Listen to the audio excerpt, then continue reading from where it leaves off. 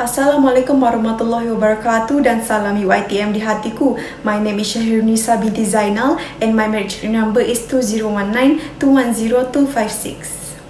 Assalamualaikum and salam UITM di hatiku. My name is FARAHIN binti Muhammad ZAMRI and my matrix number is 2019401436.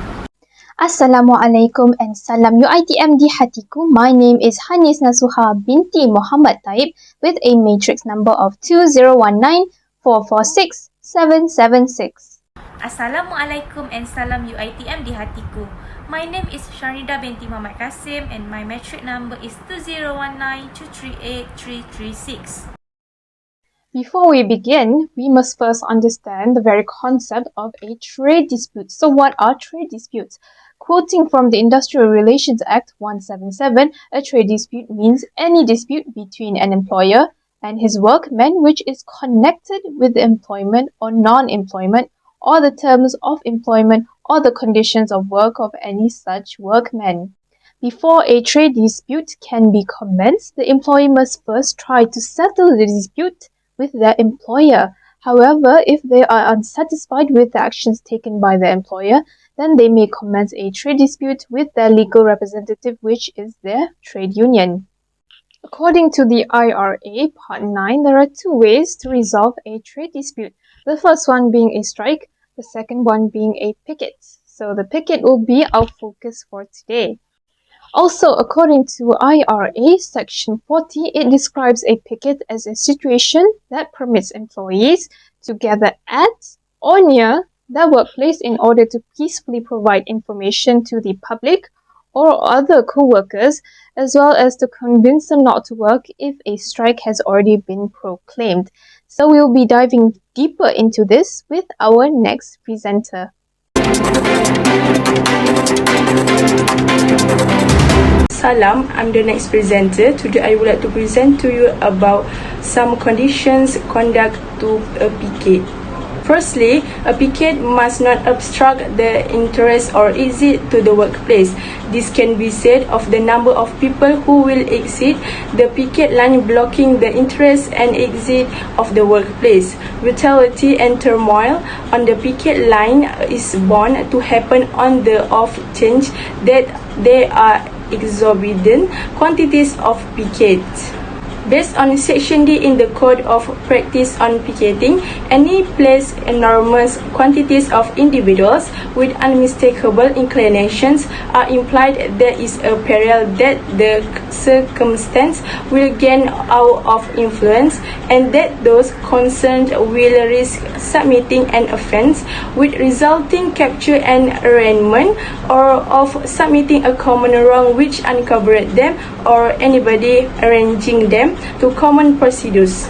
Furthermore, enormous numbers on a picket line are likewise prone to bring about dread and disdain among those trying to cross that picket line, even when no criminal offence is carried out.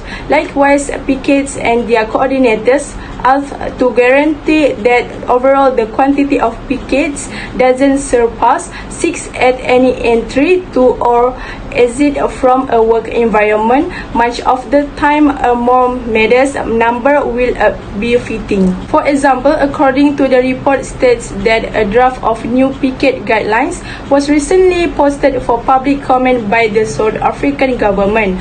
One of the picket rules is pickets will also be limited to a maximum number of employees. If any picket rules are disobeyed, the trade union will have to postpone the strike until the picket is under the jurisdiction of a commissioner.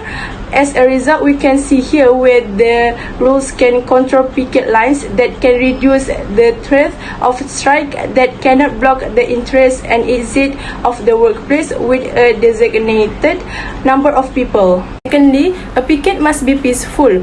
The picket carried out must not disturb public order, which is resolved peacefully, obtaining and disseminating knowledge in a peaceful manner, as well as influencing someone to work or not work in a peaceful manner.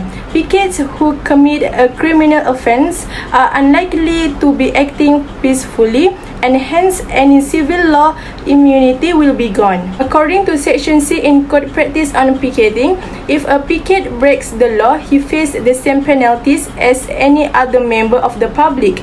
He is not protected in any way by the immunity granted by the civil law. Every person's right to go about his lawfully everyday business without interference from others is protected by criminal law. Additionally, no one is obligated to stop when a picket requests him to or to comply with a request, such as not going to work, if he does stop. If he desires, everyone has the right to cross a picket line to get to work, deliver goods, or collect things. A picket may use peaceful persuasion, but if he goes beyond that and tries to prevent another person from enjoying those rights via measures other than peaceful persuasion, he may be committed a criminal offence. For example, based on press reports, the Malaysian Trades Union Congress (MTUC) said that pickets planned across the country on the appointed day were peaceful.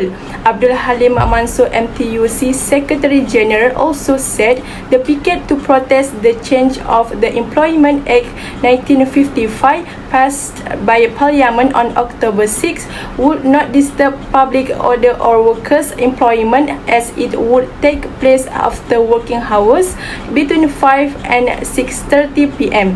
Abdul Halim told Bernama has written a letter to the Inspector General of Police informing the purpose and position of the picket. Not intimidate anyone. Picketing activities can continue without fear of being intimidated. Individuals who engage in intimidating behavior may be charged with a crime, and they will be treated the same as anyone else who breaks the law. Based on the Section D in Code Practice on Picketing, as respect the criminal law, the police have extensive optional abilities to restrict the quantity of pickets at any one spot where they have sensible reason to fear problems such as frighten the people around with the occurrence of unrest. It is for the police to choose considering every one of the conditions, regardless of whether the quantity of pickets at a specific spot give sensible grounds to the conviction that a break of the harmony is probably going to happen. In the event that a picket doesn't leave the picket line when requested to do as such by the police, he is responsible to be captured for hindrance both of the roadway or of a cop in the execution of his obligation, assuming the obstacle is, for example, to cause or probably cause a break of the harmony. For instance, based on a report in 1912 on the Lawrence textile strike, the owner of a processing plant at the American Wool Company in Lawrence, Massachusetts, responded to other state laws reducing the number of hours women could work to 54 hours per week by cutting compensations their female assembly line workers. On January 11, several Polish women in a manufacturing plant picketed and the number was growing. A large number of attackers met on the evening of January 12 as a result of a request to coordinators with the World Industrial Workers to come to Lawrence and help with the strike. On January 29, a female intruder, Ana Lopizzo, was killed when police broke into a picket line. The attackers blamed police for the shooting. Police arrested World Industrial Workers Coordinator Joseph Ito and Communist Manager, paper supervisor, and writer Arturo Giovannitti, who were in 3 miles of experience at the time, and accused them of being accomplices to the murder at the time of his death. The next condition to conduct a picket is participate by workers directly involved in the dispute. Picket activities carried out should only be participated by employees who are directly involved in the sector of the company or organization that is to be disputed. This is said to be so because only the workers involved have the right to picket in order to claim their due rights. This is due to the fact that picketing is permitted. Employees who are members of a trade union are involved in a labor dispute with their employer have the right to picket at or near their place of employment. The objective of the picket was to make the public aware of workers' disagreements with their employers who were not directly participating. Furthermore, the union must also submit a letter to the picket supervisor saying that the picket was approved by the union, which the supervisor must show to the employer if the employer requests it. It's crucial to show the letter to the employer so that the dispute matter can be settled as quickly as possible with a plausible and workable explanation. People who have lost their jobs because of a dispute are allowed to picket at their former employer for as long as they are unemployed. In such cases, authorities should endeavour to ensure that workers are protected if they cross a picket line, or that former employees be provided opportunities to work in other places. If the authorities determine that the workers have made every effort to cross the picket line but have been unable to do so, they may declare that their absence is not considered as an industrial action. The last condition is no police permit is required. According to the condition, this is said so because every individual can join the picket line legally if the picket is in connection with a trade dispute in which you are involved carried out at or near your own workplace run safely.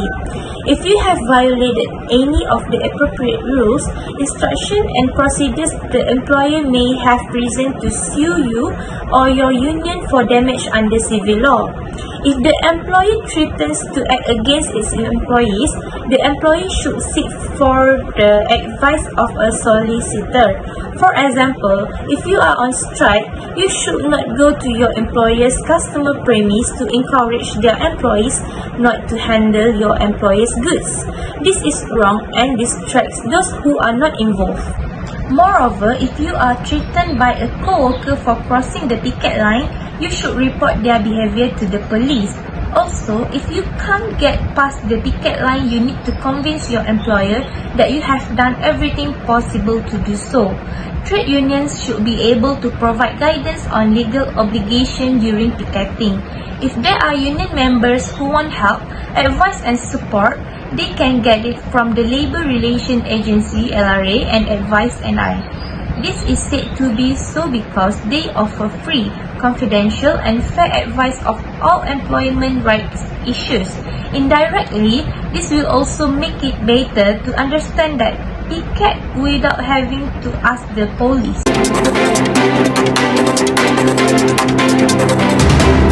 Among the picket highlighted throughout the year in 2013 was involving Hong Leong Bank, where there were several cases of a bank staff dissatisfactions with the decisions made by Hong Leong Bank. Among the cases that led to the massive picket in Kuala Lumpur, where the bank's decisions to locate 59 executives from across the state to 3 centralized locations and the demissions of 27 employees out of 49 following the refusals to make transfer. On 16 November 2013, there were nearly 300 people picketing around Wisma Hong Leong to voice justice by protesting Hong Leong Bank decisions to relocate 59 executives from across the country to 3 locations based in Penang, Selangor and Johor Bahru. The picket was made by displacing a banner entitled Hong Leong Bank sucks daddy, mommy and their friends, as well as all the protesters wear all black clothes as the theme of the picket. The purpose of their picketing was because the decisions made by Hong Leong Bank was very hasty and did not think about the fate of the workers who had to sacrifice leaving their families.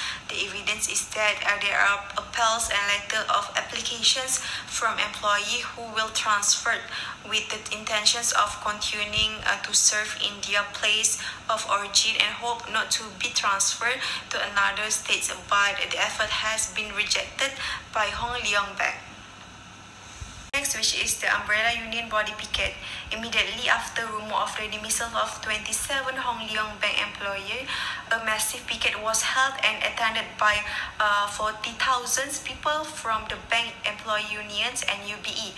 They warned Hong Leong Banks to reinstate its 27 SIG member. If the matter is rejected, then Hong Leong Bank should be prepared to accept the overall outrage of an UBE member, which may affect the bank operation and reputation.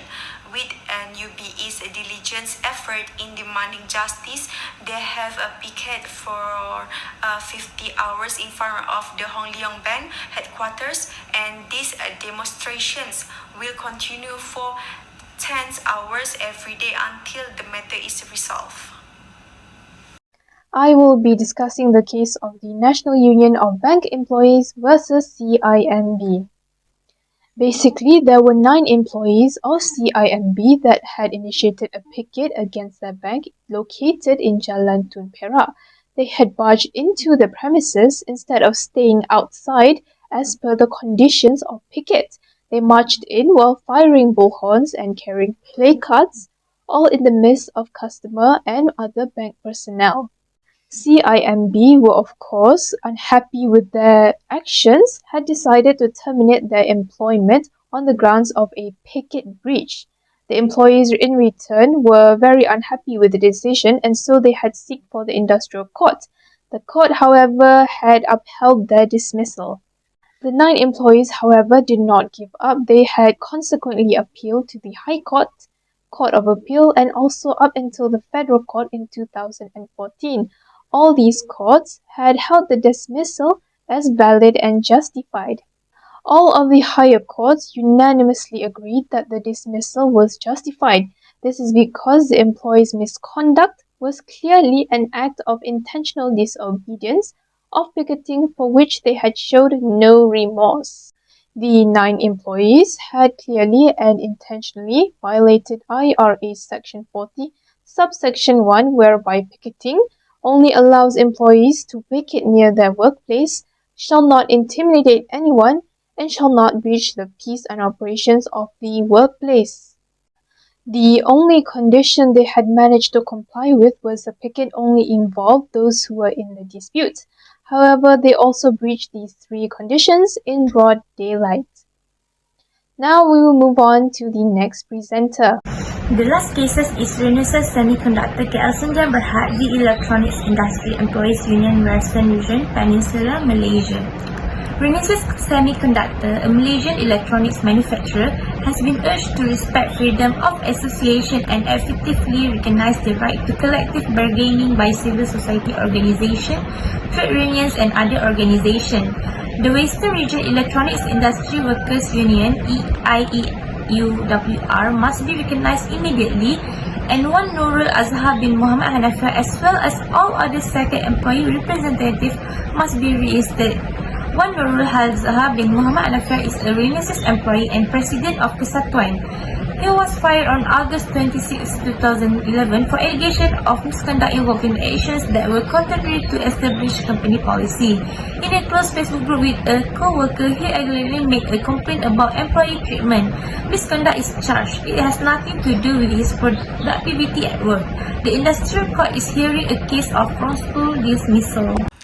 In conclusion, picket, strike, or lockout are efforts to achieve a goal by a party involved in a corporate dispute. The action is an attempt to accuse certain party to in accordance with the wishes of the disputing party. Despite the strike law in Malaysia, but its impact on the economy is very serious. At the company level, enterprise actions can result huge losses to employer, while on the stage nationally, it will influence investment decisions by multinational company. Therefore, all the parties should make every effort to prevent and avoid from the occurrence of any form of enterprise actions. That's all from us. Thank you for watching it until the end and have a great day.